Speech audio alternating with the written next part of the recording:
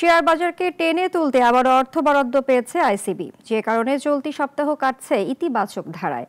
তবে স্থায়ী স্থিতিশীলতা আনতে পুঁজিবাজারের সবচেয়ে বড় বাধা গুজব বলে মনে করছেন বিশেষজ্ঞরা। বিস্তারিত সানি আহমেদের রিপোর্টে। পুঁজিবাজার থেকে ৩ মাস আগে যারা মুনাফা বের করে নানা আতঙ্ক ছড়িয়ে বাজারকে তলানিতে ঠেলে দিয়েছিলেন, তারা আবারও সক্রিয় হচ্ছেন। এবার গুজব ছড়ানো হচ্ছে মার্কেট পতনের জন্য নয়, বরং উত্থানের জন্য। মার্জিন ঋণ স্থগিত, বিএসসিসি চেয়ারম্যানের পরিবর্তন কিংবা আইসিবির ১,০০০ কোটি টাকা অর্থপ্রাপ্তির খবর ছড়িয়ে বাজারে কেনা হচ্ছে বিপুল শেয়ার। এতে লেনদেন বৃদ্ধির পাশাপাশি সূচকও বাড়ছে দেখার মতোই। মার্জিন ঋণ স্থগিত কিংবা বিএসসিসি চেয়ারম্যানের পরিবর্তনের বিষয়টি গুজব হলেও শেয়ার বাজারে বিনিয়োগের জন্য ১,০০০ কোটি টাকা পেয়েছে আইসিবি, আর এই অর্থ সম্পূর্ণ পুঁজিবাজারে বিনিয়োগ করে মুনাফা করতে পারবেন, এমনটাই আশাবাদ প্রতিষ্ঠানটির চেয়ারম্যানের। না, ওটা তো অলরেডি সরকার দিয়েছে। আমরা তো সরকারকে ধন্যবাদ জানাইছি।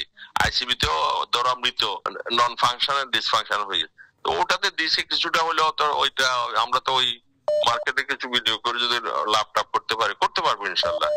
পুরোটাই শেয়ার বাজারের জন্য, পুরোটাই। এদিকে গুজব দিয়ে কখনোই পুঁজিবাজারের স্থায়ী স্থিতিশীলতা আনা সম্ভব নয়।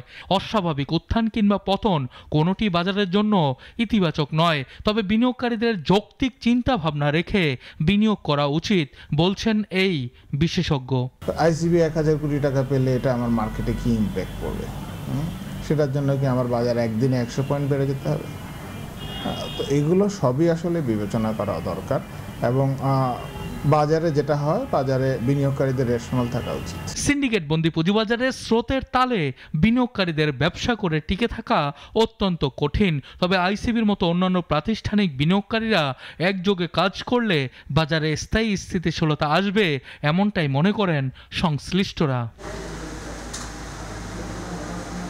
সানি আহমেদ, নাগরিক, ঢাকা।